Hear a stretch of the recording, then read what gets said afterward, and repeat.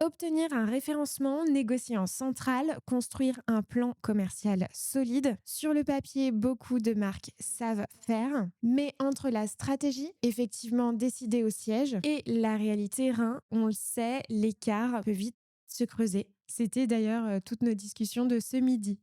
Présence réelle en rayon, qualité d'exécution, pression commerciale, rentabilité, management des équipes. Évolution du paysage des enseignes, ça te parle sans aucun doute. Ouais, tout à fait. Pour un directeur commercial, la vraie question n'est pas seulement de vendre, mais de savoir comment exécuter. Juste, vite et surtout durablement. Dans cet épisode, on va parler d'un sujet très concret pour les directions commerciales, comment on structure la présence terrain d'une marque sans perdre la main sur la stratégie. Bonjour Gérald, Bonjour, Salomé. comment vas-tu? Très bien. Et toi? Merci de nous rendre visite à Suresnes. Avec grand plaisir. Est-ce que tu peux te présenter aux auditeurs qui nous écoutent?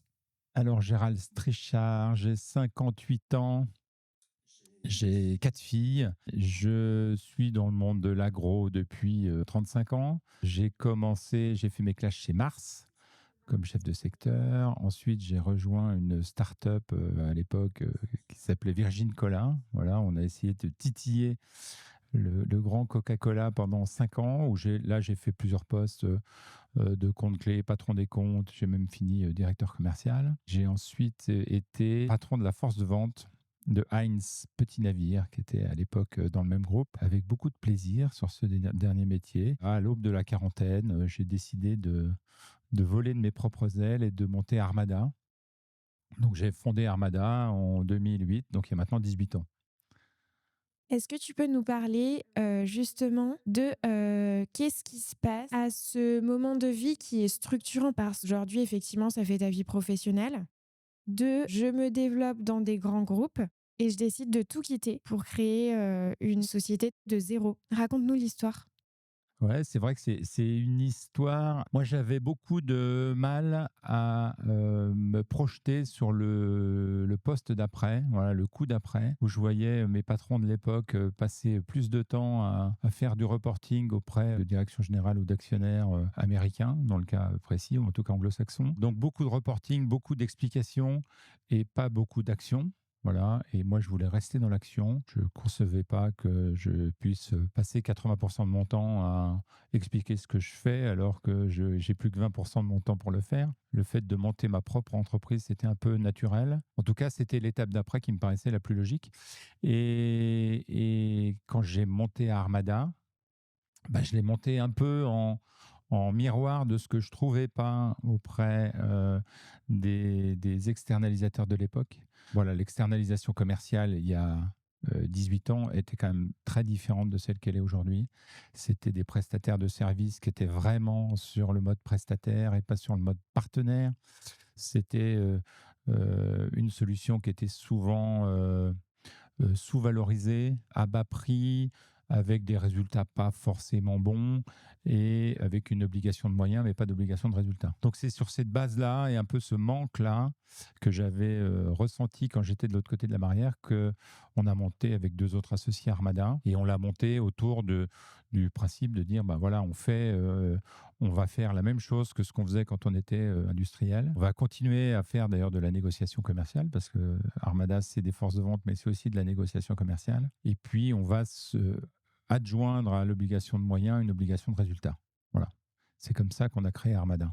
Tu as vécu de nombreuses années dans cet univers passionnant, la grande distribution.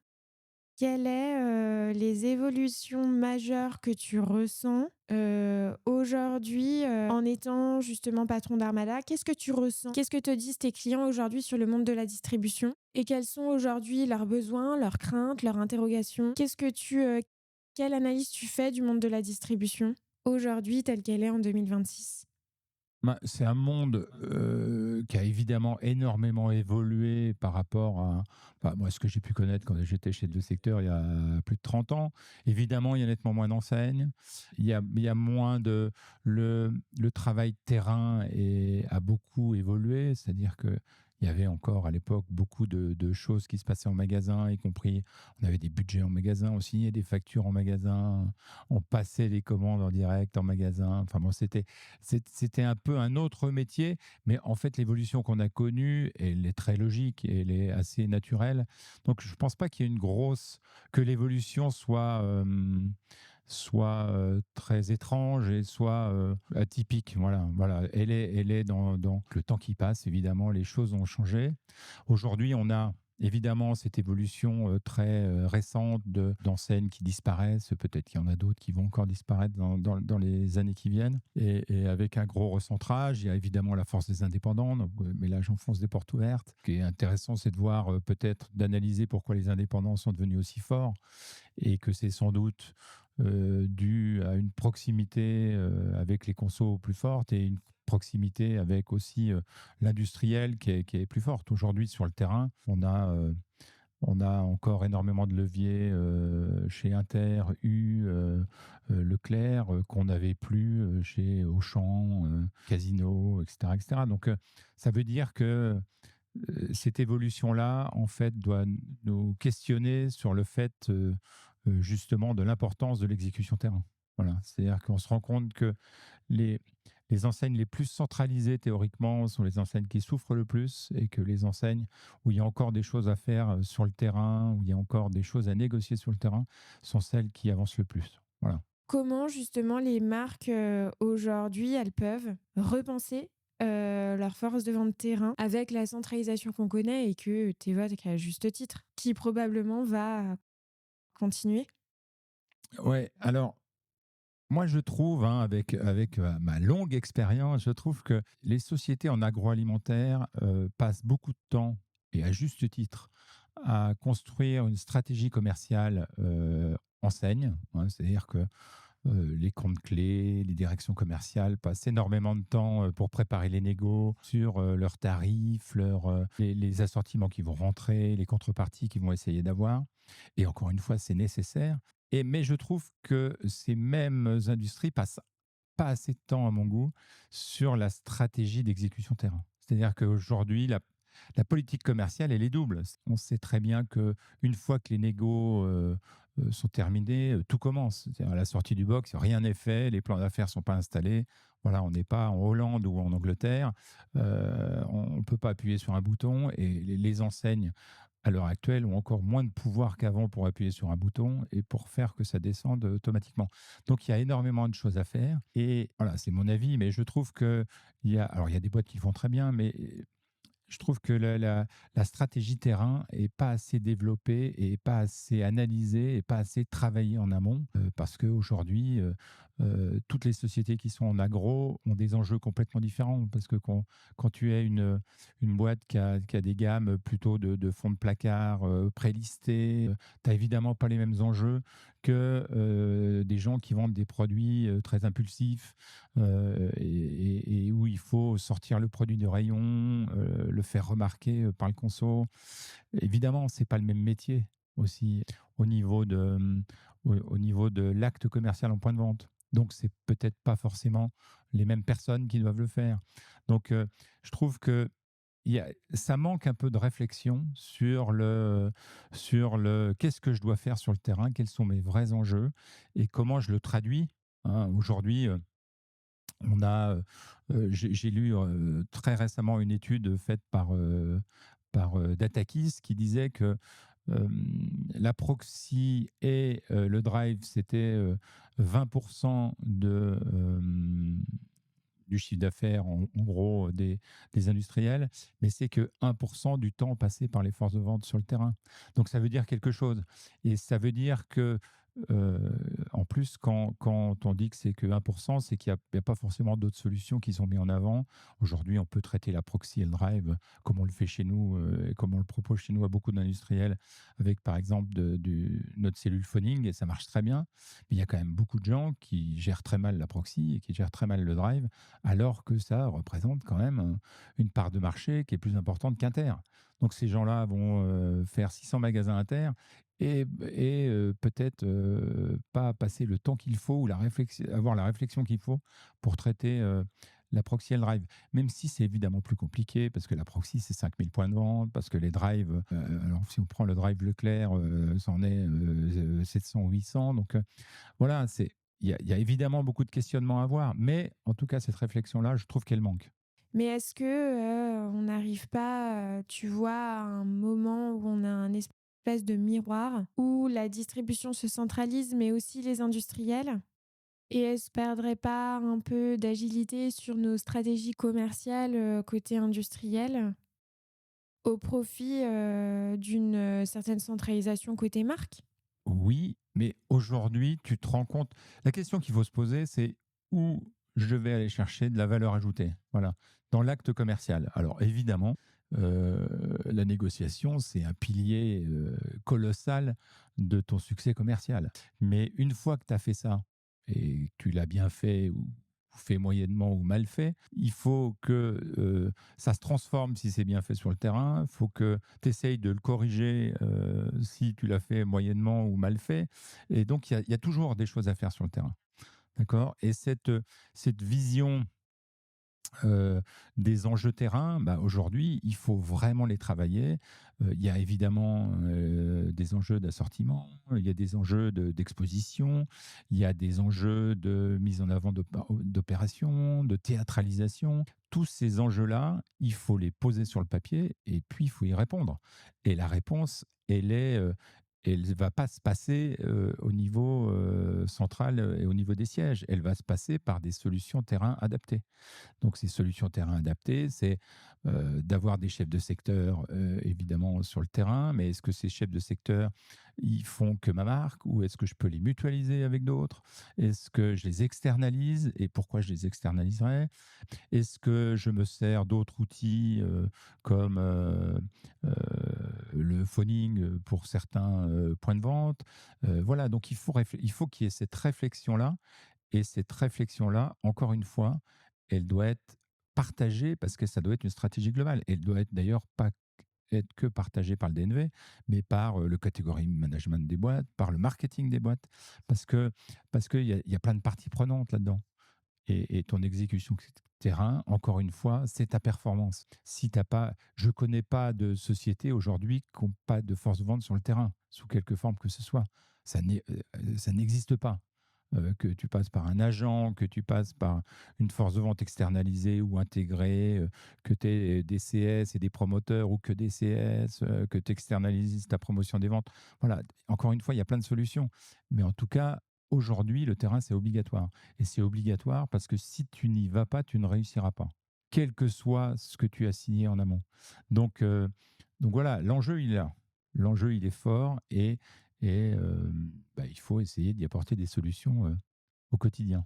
Là, tu prêches une convaincue. Ce qui m'interroge, c'est vraiment, tu vois, dans la fonction de directrice ou directeur commercial. Aujourd'hui, comment tu fais pour piloter au mieux et être plus proche justement du terrain quand tout, et là je parle plutôt au niveau grand groupe, te pousse à justement passer énormément de temps à rassurer tes actionnaires, piloter les bonnes stratégies commerciales et parfois être parfois hors sol en fait. Comment dans les directions commerciales on peut récupérer la main sur effectivement être au plus proche de la performance? Alors, c'est une très bonne question. Le principe, le, le- le- le principe général, c'est qu'en effet, tu dois avoir une vision très claire et transparente de ce que tes équipes ou de ce que les équipes que tu as mises en place et que tu externalises, par exemple, font sur le terrain. Donc, aujourd'hui, il faut des KPI très clairs, il faut euh, un pilotage très fin. On a aujourd'hui nettement plus de moyens qu'hier. Il y a de la data enseigne aujourd'hui qui est de plus en plus précise et de plus en plus formatée, on va dire, et qui est à disposition des, euh, des industriels. Il y a évidemment toute la data de sociétés, de services qui permettent d'améliorer territory planning, d'améliorer ton business planning, de voir vraiment, d'analyser le temps passé dans sa voiture d'un commercial par rapport au temps passé en magasin. Tout ça, c'est des outils qui existent. Il y a évidemment des CRM aujourd'hui de plus en plus pointus et de plus en plus accessibles. Donc, les outils sont là, la matière est là, la data est là. Maintenant, il faut la traiter. Et il faut la traiter en ayant une volonté de performance, en ayant une volonté d'optimiser les choses. Moi, je trouve qu'aujourd'hui, quand une direction commerciale est là à disposition, peu ou prou, et de manière assez peu cher par rapport à ce qui se faisait il y a encore 10 ans. Et là, elle a plein de data, plein de données de ce qui se passe sur le terrain dans ses magasins, euh, autour de ses marques. Donc tout ça, c'est des infos qu'il faut qu'elle optimise et il faut qu'elle regarde, ben, est-ce que j'ai les bonnes personnes pour remplir les missions qui sont les miennes. On voit de plus en plus de marques justement piloter effectivement au plus fin la qualité d'exécution et de prendre des choix. Et un des choix stratégiques, c'est effectivement l'externalisation de la force de vente. Est-ce que tu peux nous dire, lorsqu'il y a une décision comme celle-ci qui se pose, ça émane de quoi à la base, comme type de réflexion stratégique et commerciale? Alors, l'externalisation des forces de vente, c'est un sujet qui existe depuis très longtemps, mais qui a quand même où les avis ont beaucoup évolué. Voilà. Et les avis ont beaucoup évolué parce que je trouve que l'offre d'externalisation est de plus en plus pertinente et elle est de plus en plus fine. Nous, Armada, on est une petite boîte d'externalisation. On a des outils aujourd'hui aussi performants de territory planning, business planning, les CRM. On a des outils aussi performants que des gros groupes comme Coca ou Ferrero. Donc aujourd'hui, l'accès aux outils fait que les gens qui sont spécialistes de l'exécution terrain sont de plus en plus pertinents et donc de plus en plus performants.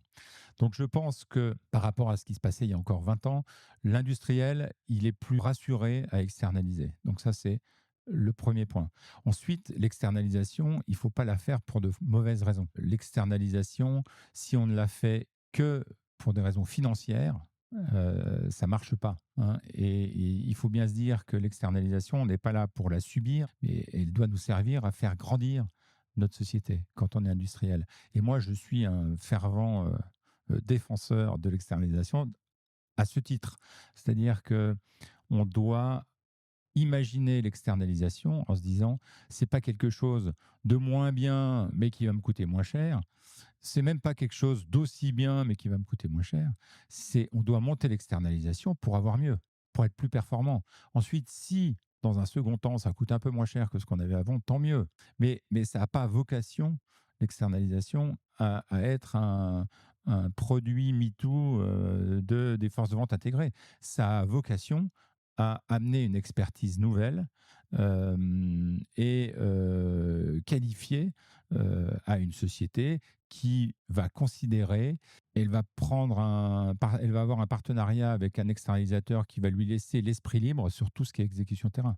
Nous, aujourd'hui, on considère qu'une société, elle doit gérer sa marque, elle doit gérer son usine quand elle en a, elle doit gérer sa polco, elle doit gérer sa finance, mais elle peut très bien externaliser le détail de sa compta, sa paye, son exécution terrain, son informatique. Voilà. Donc, c'est pour nous, ça se trouve à ce même niveau-là. Voilà. C'est des missions d'exécution. Et ces missions d'exécution, on peut les externaliser à partir du moment où on a l'esprit libre pour faire autre chose. Donc, à partir du moment où on est rassuré sur la qualité de la prestation. Et on voit aussi beaucoup de grands groupes effectivement choisir l'externalisation. Je crois que c'est Nestlé qui a pris ce virage-là, ce qui peut surprendre ou pas, mais en quoi l'externalisation, elle apparaît dans ces temps, parfois incertains, comme une solution évidente pour les marques? Bah, il faut vraiment prendre l'externalisation pour ce que c'est. L'externalisation, c'est certes, vous trouvez un partenaire, mais ça reste de la prestation de service. La prestation de service, déjà financièrement, c'est du bas de bilan. Hein, donc, sans rentrer dans le détail, mais entre avoir une force de vente et des ressources en haut de bilan et un budget d'externalisation qui est au même niveau que votre budget marketing, votre budget animation qui est en bas de bilan, bah, évidemment, l'actionnaire et les fonds dans les nouveaux, euh, dans les nouveaux modèles de sociétés agroalimentaires sont friands du fait de pouvoir descendre en bas de bilan ce poste-là. Ensuite, ben, on parlait tout à l'heure de la concentration des enseignes. Ben, demain, un industriel aussi fort qu'il soit peut perdre un quart de sa distribution suite à des négos qui ne sont pas bien passés. Et l'avantage de l'externalisation, bah, c'est vous appelez votre externalisateur. J'imagine que c'est le cas chez les autres, mais en tout cas c'est le cas chez Armada, en disant bah, je viens de perdre Intermarché et je n'aurai pas Intermarché cette année. Eh ben, est-ce qu'on peut réduire la voilure de 25% de la force de vente? Ben, après 3 mois de préavis, vous avez 25% de gens en moins. Voilà, parce que c'est un contrat qui est passé avec l'externalisateur et c'est comme ça que ça se passe. Donc, ça donne comme une souplesse dans ce sens-là, et puis dans l'autre sens. Évidemment, quand vous êtes une start-up et que vous avez monté une première force de vente externalisée avec, je dis n'importe quoi, 7 vendeurs, et puis que vous ouvrez Intermarché, ben, vous pouvez dire, ben, j'en rajoute 3, et ça se fait comme ça naturellement, alors que c'est nettement plus dur si c'est des salariés à vous. Donc, il y a ce point-là qui est quand même extrêmement intéressant. C'est de la souplesse, euh, c'est du bas de bilan, et puis d'un autre côté, gérer une force de vente, alors nous, on en gère plusieurs, mais gérer une force de vente, c'est gérer beaucoup de problématiques RH, c'est gérer des parcs auto, tous ces métiers-là, c'est gérer des CRM, c'est gérer des notes de frais, voilà. Et tous ces métiers-là, c'est pas les métiers core business de l'industrie agroalimentaire. Donc, il n'y a aucune raison aujourd'hui qu'il y ait des gens qui gèrent 150 bagnoles de commerciaux chez Pierre-Paul Jacques. C'est pas du tout le boulot de la boîte et c'est vraiment du support qui mérite d'être externalisé. Je vais prendre un exemple assez simple, c'est Saint-Louis Sucre, par exemple. Saint-Louis Sucre, ils viennent chez nous, ils ont une vraie problématique, c'est que leur force de vente leur coûte très cher parce qu'ils sont en dédié, donc ils ne font que Saint-Louis Sucre, et que leur business ne leur permet pas d'avoir les 15 vendeurs qu'ils voudraient avoir et qu'ils ont sur le terrain, mais qui leur coûtent encore une fois très cher par rapport à leur chiffre d'affaires. Donc, ils viennent vers nous en disant, ben voilà, on va externaliser et on va mutualiser. Donc, ils font le double effort. Hein. C'est-à-dire, ils sautent le pas de l'externalisation et ils sautent le pas de la mutualisation. Ils avaient une quinzaine de vendeurs. Ouais, ils avaient une quinzaine de vendeurs et on leur a monté une force de vente avec une quinzaine de vendeurs aussi, mais mutualisée à 3, hein, avec 2 autres industriels. Ça, on est en 2015, je crois, ou 2016. Voilà. Bon, on est en 2026, ils sont toujours chez nous, ils ont toujours en force de vente mutualisée. Donc, la démarche, bon, la démarche, elle n'est jamais simple quand même, hein, parce que c'est quand même très rare qu'on réponde à une demande de personnes qui n'ont pas de force de vente et qui tout d'un coup veulent 15 vendeurs. Souvent, on part d'une situation qui existe, donc avec une force de vente intégrée, avec des agents aussi, souvent, euh, ou avec une expérience déceptive par ailleurs, et on reconstruit sur cette base-là. Donc, il faut faire le cheminement. Voilà, il faut faire le cheminement. Il faut trouver aussi son prestataire. Ça, c'est extrêmement important. Euh, Souvent, quand on parle de mutualisation, hein, d'ailleurs, parce qu'Armada, on fait à peu près la moitié de nos missions sont mutualisées en force de vente. Et quand on parle de mutualisation, moi, je dis très souvent à mes industriels qui s'enquièrent de savoir quel va être le partenaire qui va être mutualisé avec eux. Je leur dis, bah voilà, le partenaire, il va être sur le même bateau que vous. Donc, c'est en effet important que vous entendiez avec lui, mais le plus important, c'est la santé du bateau. Et la santé du bateau, c'est l'externalisateur. Donc, il faut aussi que vous ayez confiance dans votre bateau si vous partez en croisière avec un industriel que vous ne connaissez pas a priori. Est-ce que tu peux nous dire, comment, quand vous avez des clients, des demandes entrantes, vous arrivez à identifier un besoin, long terme, d'un besoin, plutôt, très court terme, de renfort ou autre, sur l'accompagnement de vos clients? Donc ça, c'est vraiment une réponse par rapport aux enjeux, de l'industriel. C'est-à-dire qu'aujourd'hui, en effet, en externalisation, on fait des commandos ou on fait, des missions structurelles. Le commando, ça répond à un besoin ponctuel. Par exemple, je lance une nouvelle gamme toute enseigne et il faut que je l'accompagne en plus, en sus de ma force de vente intégrée qui visite déjà, je ne sais pas, 2500 points de vente, euh, où je n'ai pas de force de vente et là vraiment il faut que je mette un coup et donc je vais faire le commando, c'est un vrai intérêt, c'est une opération coup de poing. Voilà, et ça permet évidemment budgétairement vous faites une opération coup de poing pendant 4 mois, ça coûte évidemment moins cher que le même dispositif à l'année. Ensuite, il y a un point important dans la valeur ajoutée du commando, c'est la rémanence. La rémanence, c'est j'ai fini mon commando, avec Armada, je suis parti, j'avais 40% de DN, j'arrive à la fin du commando dans une enseigne, j'en ai 75. Voilà, combien de temps je vais garder les 75 alors qu'Armada aura disparu de la circulation. Donc ça, c'est extrêmement important dans la réflexion et ça rejoint un peu ce qu'on disait sur la stratégie terrain parce que aujourd'hui, si vous faites par exemple un commando, je vais prendre un exemple chez Inter. Vous faites un commando chez Inter et vous vendez des boîtes de conserve. La rémanence est plutôt forte, c'est-à-dire que vous allez baisser, mais de manière assez lente. Pourquoi? Parce que si allez, vous vendez des conserves de viande, par exemple, il n'y a pas beaucoup de concurrents, il n'y a pas beaucoup de forces de vente qui vont visiter ces magasins-là. C'est des produits un peu pondéreux, donc c'est pas facile à enlever, à retirer et tout. Donc les chefs de rayon, une fois que les codes sont mis, vont continuer à commander. Donc voilà, il y a une sorte donc cette rémanence est plutôt forte. Si, par exemple, vous êtes chez Franprix et que vous êtes en DPH et que vous voulez faire un commando, c'est pas la même parce que le DPH, tout le monde sait qu'en proxy, notamment chez Franprix, il y a en gros dans les rayons la place pour mettre 60% de l'assortiment qui est négocié chez Franprix et que donc c'est déjà une guerre parce qu'il n'y a pas la place pour tout rentrer. En plus, il y a énormément comme vous avez des concurrents très costauds, ils ont des actions commerciales auprès des magasins Franprix aussi. Et donc, vous n'êtes pas à l'abri que 15 jours après la fin de votre commando, il y a Procter qui passe et qui disent j'ai 4 nouvelles rêves, tiens, je vais les mettre là, et que vos 3 rêves que vous avez rentrés sortent au bout de 15 jours. Donc, l'étude de la rémanence est très importante pour savoir si je fais du commando ou si je suis presque obligé de faire du structurel. Mais ce qui veut dire aussi, et que vous avez un rôle de conseil prépondérant, hein. C'est-à-dire que quand vous avez des demandes entrantes, ça dépend de la catégorie de produit, achat d'impulsion ou non. Ça dépend du type de structure, de la concurrence. Il y a une vraie étude en amont, Ouais, d'étude de marché qui doit être menée.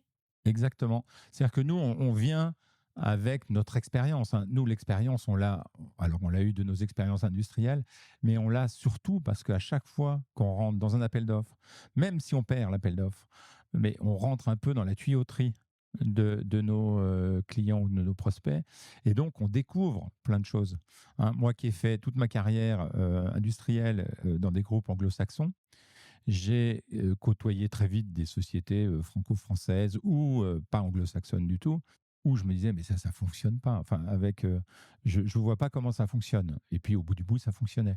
Donc, nous, on a vécu, on voit euh, tellement de choses, tellement d'organisations, tellement de dispositifs, tellement de réponses aux enjeux de la part des industriels, qu'à force, quand vous voyez 150 cas différents, ça crée une expertise. Voilà. Et cette expertise-là, c'est pas parce qu'on est plus intelligent que les autres, c'est parce qu'on a justement côtoyé beaucoup d'entreprises. On a dû faire, je sais pas, 500 propals, répondu à 250 appels d'offres. Et donc, on a été dans la tuyauterie de ces boîtes-là, on a vu comment ça fonctionnait. On a vu ce qui marchait, on a vu ce qui marchait pas.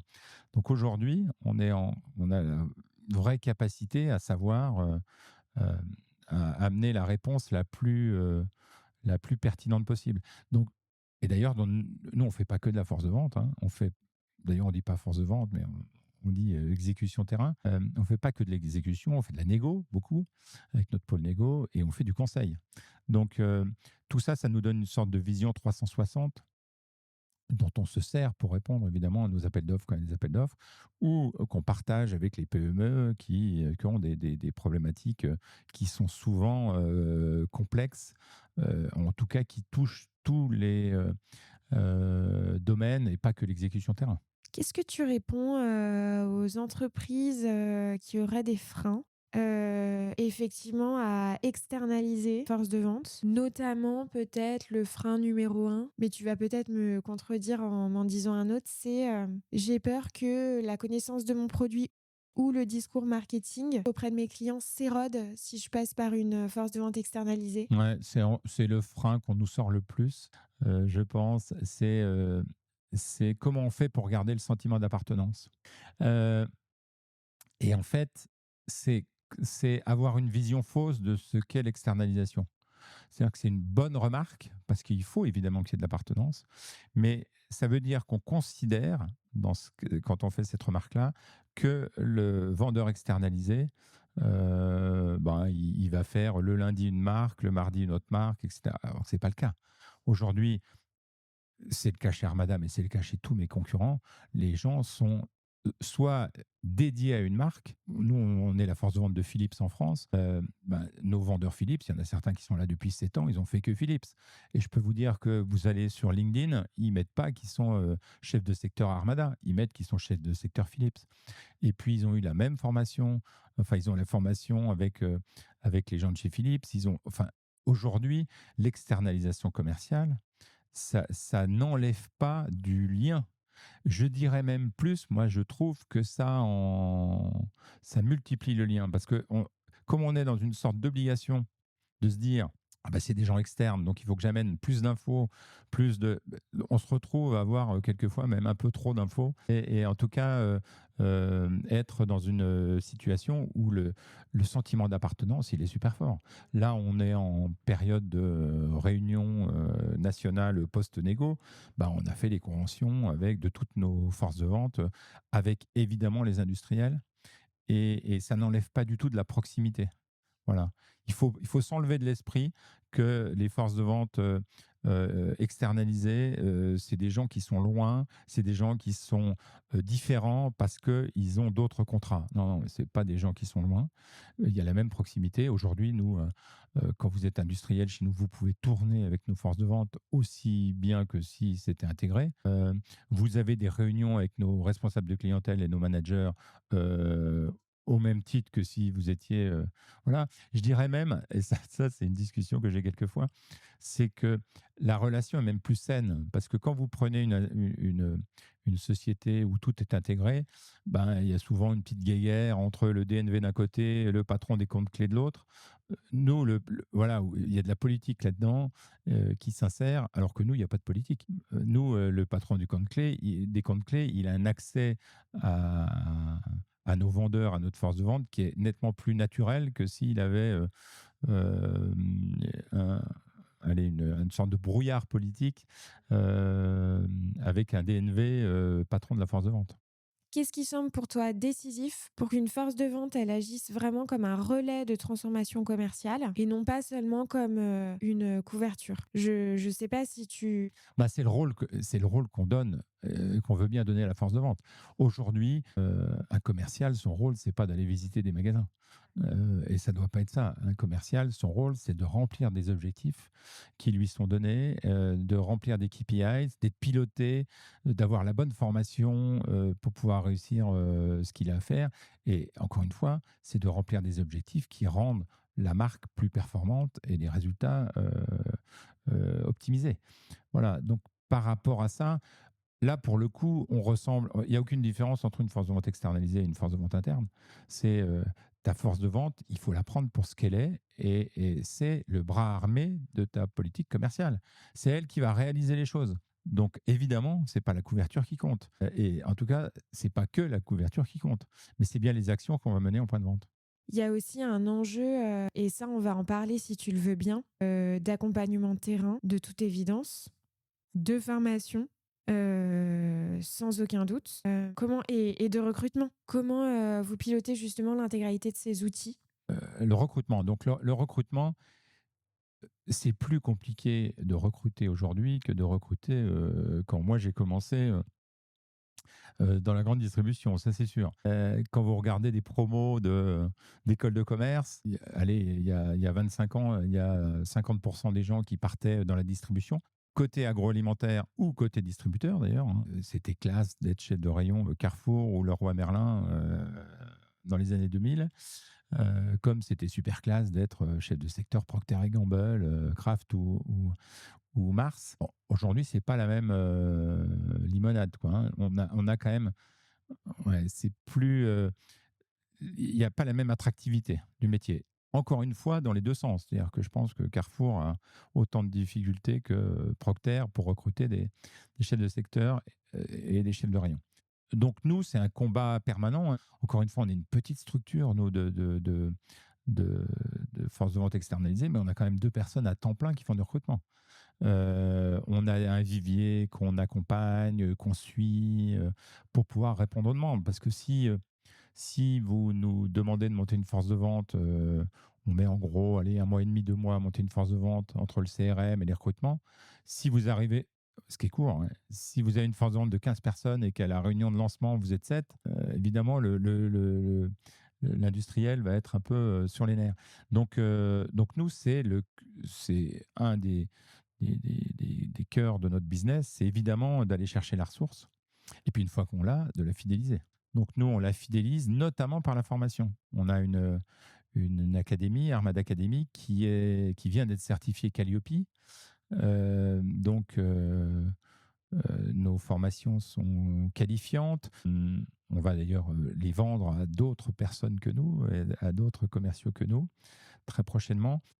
Donc, c'est tout le travail que vous faites sur la marque employeur qui est super important. Parce que nous, on a une chance aussi, c'est qu'on s'appuie sur la marque employeur de nos clients et sur notre propre marque employeur. C'est-à-dire qu'il faut que les gens soient super contents de bosser pour Philips parce que Philips c'est cool, mais il faut aussi qu'ils soient super contents de bosser chez Armada parce que Armada, il y a plein d'avantages, il y a plein de choses sympas. Il y a une politique RSE qui est très suivie. Voilà, donc il y a beaucoup d'avantages qu'on doit mettre en avant pour être séduisant et pour à la fois attirer les candidats et les sécuriser. Pourquoi on en est arrivé là, sur ce désamour de la grande distribution et du terrain? Toi qui as vécu, des années en grande distribution, qui a connu le terrain, pourquoi, les étudiants ne veulent pas faire de terrain? Ouais, c'est une bonne question. Pourquoi ce désamour? Euh, Il y a déjà, je pense, une manière plus profonde, un rapport au travail différent entre la génération actuelle et la génération d'il y a 30 ans, ça c'est sûr. Le rapport au travail comme euh, quelque chose qui allait permettre de t'accomplir à titre personnel il y a 30 ans a complètement été basculé par le fait de dire bah, il faut déjà t'accomplir personnellement et puis le travail te sert à t'accomplir personnellement, mais de manière indirecte. Voilà, donc ça, ce rapport au travail a fait que la vision qu'on a aujourd'hui de se dire je suis chef de rayon et donc je dois être en magasin à 5 heures du mat, je dois bosser 60 heures par semaine, je suis chef de secteur, je dois aussi dans certains cas être en rayon très, très tôt, je dois découcher parce que j'ai un secteur de 6 départements et je dois découcher d'une nuit par semaine. Tout ça, c'est pas la mode. Voilà. Tout ça, c'est pas à la mode. On n'est pas du tout, quand on est commercial, dans le mood du everyday at home. Voilà, la vie personnelle et l'évolution de nos vies personnelles et de la vision qu'on a de la vie personnelle fait que c'est rentré un peu en choc frontal avec la réalité ou en tout cas l'imaginaire autour des métiers de chef de secteur et chef de rayon. Donc, je pense que c'est pour ça qu'il y a une sorte de désamour. Mais ensuite, les gens qui le font aiment bien ce qu'ils font. Donc, ça veut dire, je pense qu'il y a une barrière. Il y a une barrière un peu qu'il faut essayer de balayer, euh, parce que c'est pas si catastrophique que ça, parce que c'est quand même sympa d'avoir sa voiture de fonction, parce que c'est quand même sympa d'être un peu libre dans ses horaires, d'être son propre patron quand tu es dans ta voiture et chef de secteur, parce que le rapport à la distribution, il y a aussi la vision qu'on a de la distribution française. Hein, c'est le désamour pour les CS, c'est le désamour pour les comptes clés, par exemple.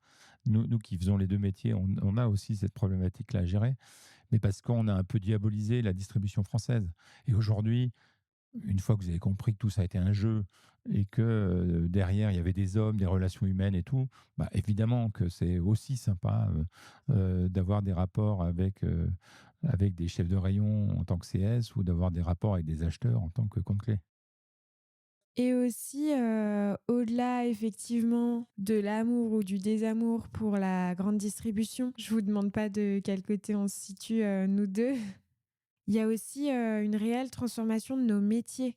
Vous qui faites, de l'externalisation, autant sur la force de vente, mais aussi de la négociation, on n'en parlait pas plus tard qu'à midi. On ne négocie plus avec la grande distribution telle qu'on négociait avant et on ne négocie plus sur le terrain comme on le faisait avant. C'est quoi, les transformations que toi tu as vues sur Armada et aujourd'hui, qui ont fait effectivement que ces métiers ont profondément évolué?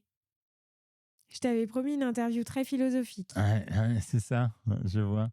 Euh, alors les grandes différences, si on prend le terrain, évidemment, euh, moi quand j'ai commencé, on prenait des rendez-vous, on avait des rendez-vous assis, bah voilà, on passait en hyper, on faisait des rendez-vous assis, c'est-à-dire on faisait notre relevé, ensuite on allait au bureau, on passait 3 quarts d'heure à regarder l'état des budgets, à regarder, voilà, c'était comme ça que ça fonctionnait. Et évidemment, aujourd'hui, à part, j'imagine, quand vous êtes Ferrero et Lindt et que vous vendez la fin d'année ou quand vous êtes vraiment un très gros pour vendre une grosse OP, vous ne faites plus de rendez-vous assis. Donc, ça veut dire qu'il faut transformer le boulot du CS se transforme. Il faut être nettement plus proactif. Il faut trouver où sont les bons contacts. Parce qu'aujourd'hui, il y a des enseignes où vous avez quasiment officiellement plus de contacts. Mais il y a quand même des gens dans le magasin. Et il reste des choses à faire. Et ces gens-là font les choses. Donc, il faut se les mettre dans la poche. Il faut connaître leur habitude. Il faut savoir quand on peut les voir. Il faut savoir ce qu'on peut leur demander, la limite de ce qu'on peut leur demander et à partir de quand il faut passer à la personne d'après. Donc, c'est plus animal, entre guillemets, comme relation. Il faut sentir les choses, c'est plus instinctif, je pense. Avant, c'était plus bordé, plus structuré. Et encore une fois, c'était pas le même métier. Tu vois, moi, quand j'ai commencé sur le terrain, à l'époque, c'était la naissance des premières formations vente flash.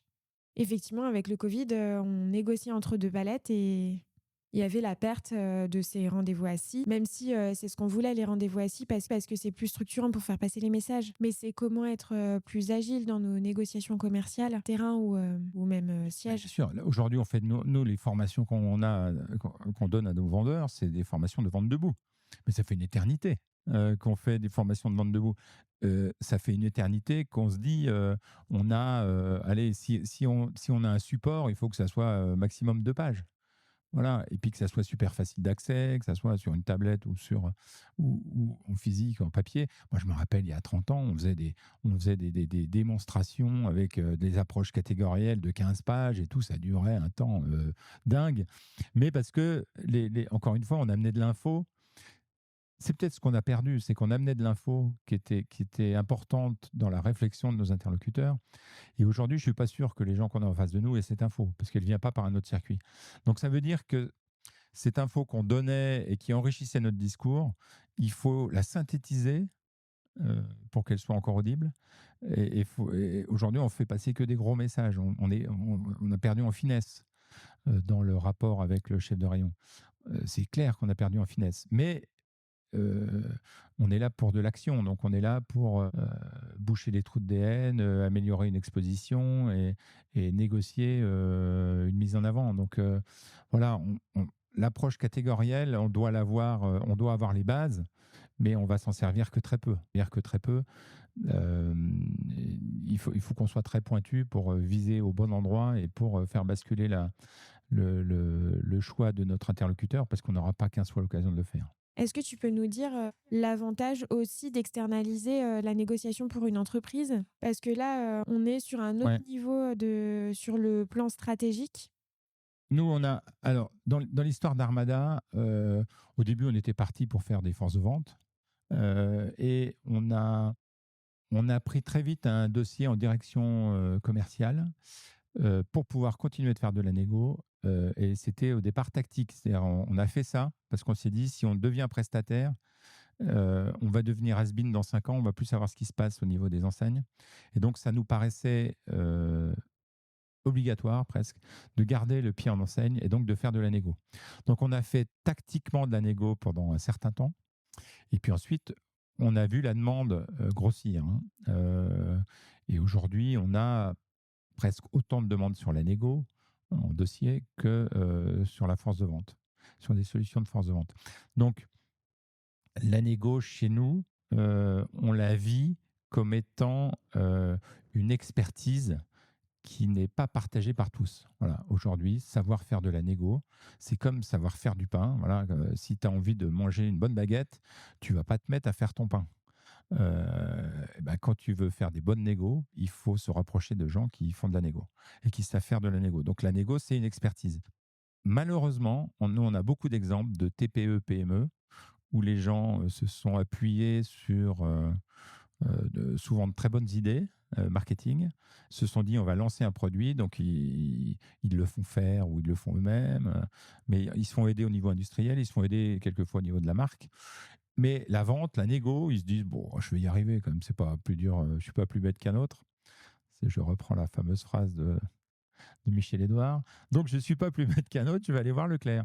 Et évidemment, quand vous montez un tarif sur un bout de papier, et puis évidemment, vous prenez dans la tête le fait que il trouve votre produit intéressant, mais que 2 mois après l'avoir référencé, il vous demande 5 000 euros pour faire un salon, puis 8% pour faire 2 tracts, puis, et tout ça, vous l'avez pas prévu à la base. Autre point important, c'est que personne, quand il crée sa boîte, dit bah, tiens, je vais mettre entre 5 et 10% de mon chiffre pour mon exécution terrain. Donc tous ces sujets-là, c'est des sujets éludés, tout ça parce que le commerce, on croit que c'est facile et que la négociation, bon, j'ai déjà négocié en vendant ma maison, donc je vois pas pourquoi je n'arriverais pas à négocier chez Leclerc. Évidemment que ça se passe pas comme ça, évidemment que la négociation, c'est un métier. Et, et aujourd'hui, nous, on amène une expertise et puis on amène un autre point peut-être encore plus important, c'est que la négo, il faut comprendre que c'est un jeu, que si on veut atterrir à 0, il faut que l'un commence à +4 et que l'autre demande -5. Voilà. Et qu'au bout du bout, on arrivera à 0 dans le jeu de la négo. Et que dans le cadre de ce jeu, il y a des petites parties de chantage, etc. etc. C'est du théâtre, hein, évidemment. Et c'est des stratégies d'achat ou des stratégies de vente. Et que par rapport à ça, il faut être déconnecté de l'enjeu. Et que la négo, c'est un jeu, mais qui ne souffre pas d'avoir une connexion à l'enjeu. C'est-à-dire que si vous êtes patron de votre boîte, si vous avez 15 ouvriers derrière vous qui fabriquent de la confiture, et vous avez lancé une super confiture et qu'on vous met la pression, vous allez penser à vos 15 ouvriers et vous dites, là, il me demande -5, mais il a l'air de vraiment vouloir -5. Je vais lui donner -5. Parce que l'enjeu est trop fort et que je crois que je vais pouvoir perdre ma boîte. Alors que nous, ce qu'on amène, c'est de la tranquillité quelque part. C'est-à-dire que tout ce match-là, on s'en occupe. D'ailleurs, on y va dans la très grande majorité des cas sans nos clients. Parce que la négo, c'est des scénarios de négo. Et donc, dans le scénario de négo, il ne faut pas qu'il y ait quelque chose qui vient troubler le chemin que vous êtes vous-même construit dans votre négociation. Et en disant un truc qu'il ne faut pas dire ou en cédant sur un point sur lequel il ne faut pas céder. Et c'est le gros avantage, voilà, qu'on amène en négo, c'est on amène l'expertise et on amène évidemment ce côté détaché.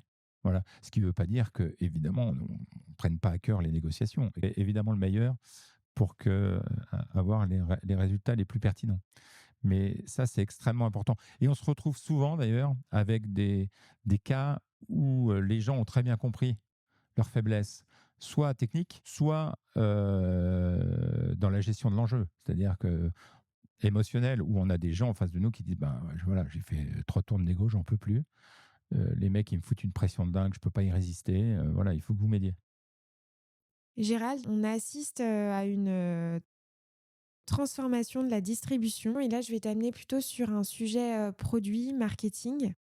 Quand on regarde aujourd'hui le top 10 des innovations les plus vendues en grande distribution, sur les 10 produits, on a naturellement 3 ou 4 produits qui sont issus soit de l'influence, soit des réseaux sociaux. Et effectivement, pour revenir sur ce sujet qu'on a eu, je te cite un exemple très concret, Mister Beast qui est arrivé chez Carrefour et qui a inondé des allées centrales. Avec quel œil tu regardes cette transformation de la distribution? Bah, c'est déjà une transformation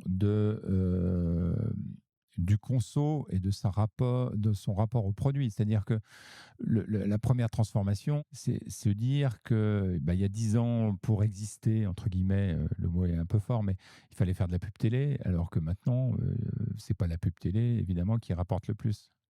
Voilà, exactement. Donc, au niveau des influenceurs, nous, on a participé à on aide en égo certains influenceurs. On a vite compris, il y a l'exemple de Franui aussi, par exemple, qui est un exemple, qui est peut-être le premier exemple qui a été marquant. Hein, alors, c'est un exemple dont je peux parler parce qu'on s'en est pas du tout occupé. Donc, mais c'est un exemple qui, moi, m'a marqué. C'est-à-dire qu'ils ont eu à la fois très vite le besoin, c'est-à-dire que c'est les consos qui demandaient. Et donc là, ça change complètement le paradigme. Nous, quand on fait de la négo pour des influenceurs, je peux vous dire qu'on met sur certaines enseignes, chez Inter, on a rentré un produit en 1 mois et demi. Qui va rentrer un produit en 1 mois et demi chez Inter s'il n'est pas porté par un influenceur? Personne, même une grosse marque. Parce qu'il faut en parler au market, qui va en parler à la catégorie, il faut aller voir 2, 3 adhérents importants pour leur parler du produit, puis ensuite il faut aller voir les achats. Nous, on a lancé une Pops en thé, par exemple. Bah, Pops, je crois que c'est en 2 mois et demi, on a ouvert 40% de DV. Et on l'a ouvert parce qu'on a des entrées, mais qu'on connaît un peu les gens. Mais on a surtout été surpris, nous, par la rapidité que les anciennes peuvent avoir dans certains cas, parce qu'ils se disent, je veux pas être le dernier, en gros. Voilà, bien sûr. Effectivement, on fait tout ce travail de stratégie commerciale et de négociation et on n'arrive pas à ces niveaux-là et pour autant, pour des marques, Mais ça va super vite. Ça pose aussi beaucoup de questions pour ces produits-là. C'est-à-dire qu'il faut très vite avoir les moyens industriels de répondre et puis très vite avoir les moyens d'exécution terrain de répondre. Parce que quand vous rentrez en 1 mois à la fois chez Systému, Inter, dans Sisca, et chez Carrefour, et chez Auchan Nord et Grand Est, bah, comment vous faites pour que tout ça descende correctement et que ça ne soit pas un feu de paille? Donc ça demande aussi en amont, quelque part, une préparation relativement forte. Gérald, je te remercie pour cet échange extrêmement intéressant. Qui est-ce que tu aimerais entendre sur le podcast de Sans filtre ajouté? Une personne de la grande distribution qui t'a inspiré dans ton parcours, une marque en particulier pour une qualité d'exécution certaine, un distributeur pour des questions de transformation. Ah, c'est très intéressant comme question. Je n'ai pas réfléchi. Tu aurais dû me poser la question avant. J'aurais réfléchi. J'ai vu que tu avais. Alors, nous, on est membre de l'AFEF, donc on a beaucoup de contacts. J'ai écouté avec une grande délectation le podcast que tu as fait avec Alexis Vaillant, voilà, je trouve ça très inspirant ce qu'il raconte et comment il a monté sa boîte et tout. Donc voilà, je pense qu'il faut se tourner auprès. J'ai pas de nom en tête, mais il faut regarder ce qui se fait dans les PME parce que la PME aujourd'hui, elle est tellement souple, réactive, imaginative, innovante, que agile. Voilà, il y a quand même. Enfin, je trouve ça nettement plus intéressant ce qui se passe dans les PME que ce qui se passe dans les grands groupes, même si je voudrais travailler avec beaucoup de grands groupes. Mais je trouve qu'il y a une énergie quand même. Il y a à la fois de la créativité, puis il y a de la résilience, parce que c'est pas simple. C'est quand même pas simple de lancer aujourd'hui ex nihilo un produit en agro. Le chemin est long, le chemin est tortueux, le chemin est quelquefois pas logique. Donc, donc voilà, il faut aller voir les PME, il faut aller voir les produits qui se lancent. Pas forcément d'ailleurs des produits avec, qui sont très très segmentants, mais plutôt des choses voilà, sur l'alimentaire, des trucs. Voilà, j'ai pas, encore une fois, j'ai pas de nom en tête, mais voilà, il faut se tourner, ouais, faut se tourner vers les PME. L'intérêt est là. Où est-ce que les auditeurs peuvent te retrouver s'ils ont des questions, des remarques ou Armada? Alors Armada, on a un site très bien fait. N'hésitez pas à aller sur notre site qui est à l'adresse www.agencearmada.com. Donc voilà, vous pouvez évidemment nous contacter. Moi, on adore travailler sur les sujets évidemment à la fois d'exécution commerciale, on va dire ça comme ça, au sens large. N'hésitez pas à travailler avec nous, même en amont de vos projets.